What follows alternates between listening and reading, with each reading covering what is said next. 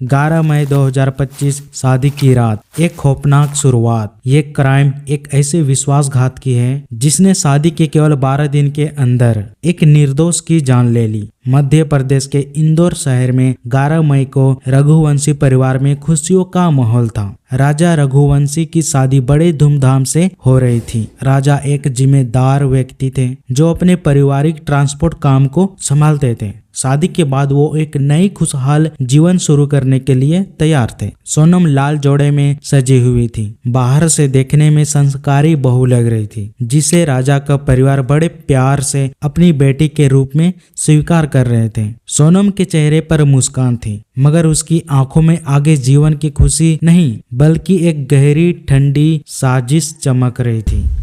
राजा का परिवार ट्रांसपोर्ट काम से जुड़ा था जिसे वो 2007 से चलाते आ रहे थे। राजा अपने बड़े भाई सचिन और विपिन सभी मिलकर रहते थे। उनकी मां उमा रघुवंशी ने बाद में भारी दर्द के साथ बताया कि उन्हें सोनम पर जरा भी शक नहीं हुआ था, उसे बेटी बनाकर लाया था। और जब शादी के कुछ दिनों के बाद सोनम अचानक मेघालय हनीमून जाने की बात उठाई थी तो परिवार ने थोड़ा विरोध किया। उनके यहाँ परंपरा थी कि शादी के तुरंत बाद बाहर नहीं जाते थे, लेकिन सोनम के दबाव के कारण और विवाद से बचने के लिए मां ने राजा को जाने दिया। परिवार को इस बात की भनक तक नहीं लगी कि सोनम चुपके से एक तरफा प्लेन टिकट भी बुक करा ली थी। इस मामले में सबसे ज्यादा चौंकाने वाली बात ये थी कि राजा की शादी 11 मई को हुई, केवल 12 दिन का समय था। अगर सोनम शादी से माना करते या फिर तलाक लेना चाहते तो उनके पास इतने दिन के समय थे। कुछ भी हो, इतनी जल्दी हत्या को अंजाम देना यह साफ था कि ये अपराध जाने अनजाने में नहीं हुई बल्कि एक ठंडे दिमाग से बनाया गया प्लान था।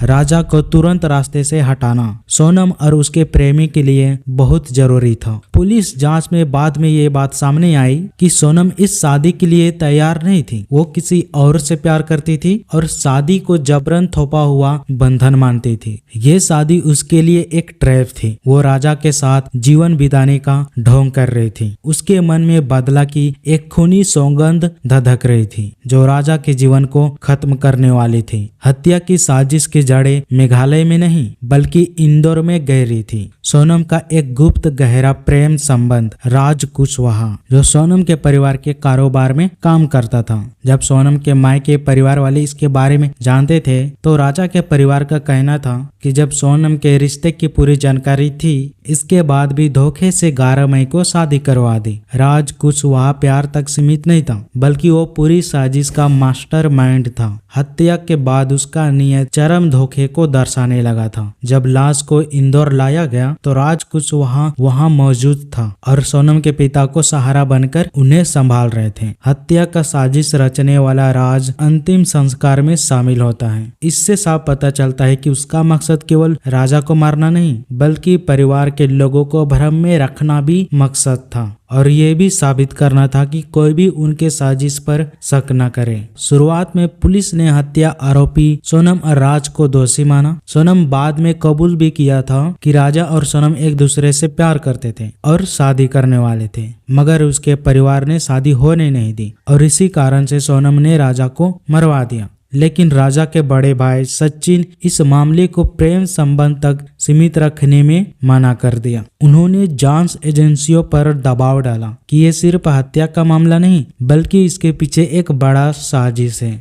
इस आरोप में चौंकाने वाली बात सामने आई, फर्जी खाते की। सोनम अपने मौसेरे भाई जितेंद्र और अपने प्रेमी राज के मां के नाम पर 4 बैंक खाते खुलवाए थे। इस खाते में लाखों रुपए का लेन देन हुआ था। पुलिस को यह पता लगाना था कि अनपढ़ रिश्तेदारों के नाम पर खाते क्यों खोले गए थे और इस लेन देन का मतलब क्या था। सोनम एक बिजनेसमैन बनना चाहती थी और ये सच था कि राजा की ईमानदारी उनके आर्थिक नेटवर्क के लिए एक बड़ा खतरा बन रही थी।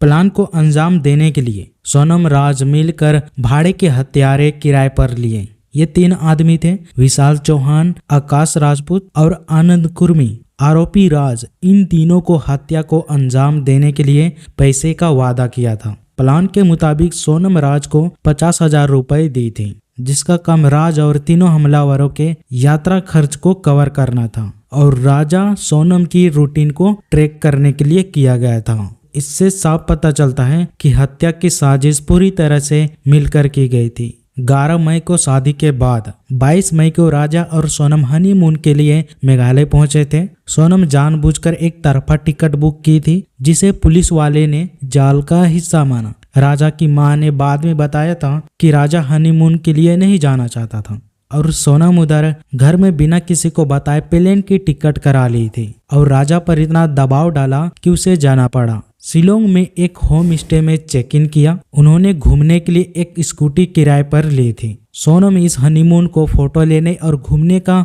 बहाना बनाया, जबकि असलियत तो यही था कि राजा को मौत के मुंह तक पहुंचाने की थी। जैसे ही राजा और सोनम शिलोंग पहुंचे, राज कुशवाहा के 3 भाड़े के हत्यारे भी वहां पहुंच गए थे। हत्या को अंजाम देने के लिए पूरी तरह से तैयार थे। तीनों हत्यारों ने राजा और सोनम की हरकतों पर कड़ी नजर रखे हुए थे और सोनम लगातार अपने प्रेमी राज और किराए के हत्यारों के संपर्क में थी। उन्हें हर कदम की जानकारी दे रही थी। किसी को शक न हो इसीलिए राजा के परिवार से भी अच्छे से बात कर रही थी। 23 मई को 2025 की सुबह राजा के जीवन का आखिरी दिन था। राजा का फोन उस समय बंद हो चुका था। फोन बंद होने से पहले राजा के बड़े भाई बिपिन ने फोन किया तो सोनम ने फोन उठाया था। बिपिन ने पूछा, तुम लोग कहाँ हो? तो सोनम एक थकी हुई और हांफने वाली आवाज में झूठ बोला और कहा, अभी तो ऊपर चढ़ाई चल रहे हैं, हमारी सांसें फूल रही हैं, बहुत थक गए हैं। ये राजा के परिवार के साथ सोनम की आखिरी बातचीत थी। और फिर सोनम राजा को एक सुनसान जगह पर जानबूझकर ले जाती है। ये जगह अपनी सुंदरता के लिए फेमस थी, लेकिन ये सुनसान जगह हत्या के लिए एकदम सही जगह बना दिया था। राजा को कोई अंदाजा नहीं था कि जिस महिला से उसने 12 दिन पहले शादी की थी, वो उसे मौत के मुंह में ले जा रहे थे। हत्यारे पहले से ही उस सुनसान रास्ते पर इंतजार कर रहे थे। जैसे ही दोनों सुनसान रास्ते पर पहुंचे तो सोनम ने उन्हें फोटो खिंचवाने के बहाने रोक लिया और तुरंत हमलावरों ने अपनी कार्रवाई शुरू कर दी। पुलिस जांच में पता चला कि राजा आगे थे, जबकि तीनों हत्यारे पीछे छिपकर खड़े थे। उनमें से विशाल चौहान मौका देखते ही राजा के सिर पर पीछे से धारदार हथियार से वार कर दिया। पुलिस ने बाद में बताया कि वार इतना तेज था कि राजा के शरीर से खून का फव्वारा उछल रहा था। सोनम राजा के ठीक सामने खड़ी थी। जब खून उछल रहा था तो खून के छींटों से बचने के लिए तुरंत पीछे हट गई थी। अपने पति की हत्या को अपनी आंखों के सामने होते हुए देख रही थी, बिना किसी पछतावे के। उसका काम खून से बचना था। हत्या होने के बाद हत्यारों ने बॉडी को गहरी खाई में फेंक दिया था। लाश को ऐसी जगह छुपाया गया जहां उसे ढूंढना मुश्किल था, मगर बाद में बदबू आने के कारण 2 जून को लाश मिल जाती है। सबूत मिटाने के लिए सोनम राजा का फोन नष्ट कर दिया था। उसने और राज कुशवाहा मिलकर खून से सने जैकेट और भी कुछ सबूतों को ठिकाने लगाने की कोशिश की। मेघालय पुलिस बाद में एक काम किया। क्राइम सीन रिक्रिएशन के समय उन्होंने राजा की हत्या में यूज किया गया दोनों हथियार को खाई से कब्जे में किया और दोनों की लापता होने की खबर 23 मई से थी। लगभग 10 दिन के बाद 2 जून 2025 मेघालय की सोहरा की गहरी खाई से लाश को कब्जे में लिया गया। बॉडी को इंदौर लाया जाता है। उस समय साजिश का मास्टर माइंड राज चरम ढोंग कर रहा था। वो राजा के अंतिम संस्कार में शामिल हुआ था।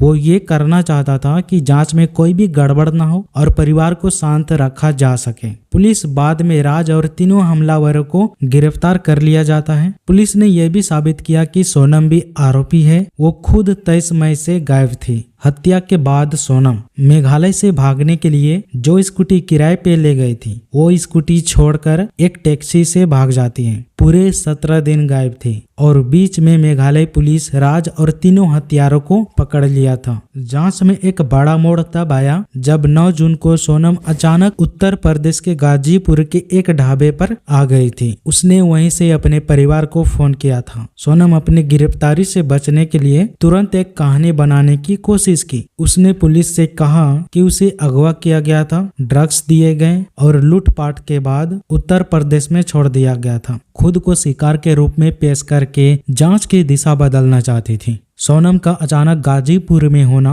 और अपहरण का दावा करना। मेघालय पुलिस को पूछताछ में शक हुआ। जांच में सामने आया था कि राज का एक खबरी गाजीपुर में था। इस खबरी ने सोनम को सलाह दी कि हत्यारों के पकड़े जाने के बाद अब उसे भागना नहीं चाहिए, बल्कि उसे गाजीपुर में एक कहानी के साथ खुद को पुलिस के हवाले कर देना चाहिए और परिवार को फोन करना चाहिए। ये कहानी इसलिए बनाई गई थी ताकि लूटपाट और अपहरण की शिकार लग सके और हत्या की साजिश और राज ना खुले। ये प्लान उसे मेघालय से उत्तर प्रदेश तक पहुंचाया। इससे ये बात साबित होती है कि ये केवल 2 लोगों की नहीं बल्कि एक ग्रुप था। ये 3 राज्य में, मध्य प्रदेश में साजिश की गई, मेघालय में हत्या की गई और उत्तर प्रदेश में सोनम पकड़ी जाती है। सोनम के पकड़े जाने के बाद उसे पहले उत्तर प्रदेश के गाजीपुर में पहला पूछताछ के बाद मेघालय पुलिस को सौंप दिया जाता है। मेघालय पुलिस की स्पेशल इन्वेस्टिगेशन टीम ने इस मामले की जांच की। सोनम और राज को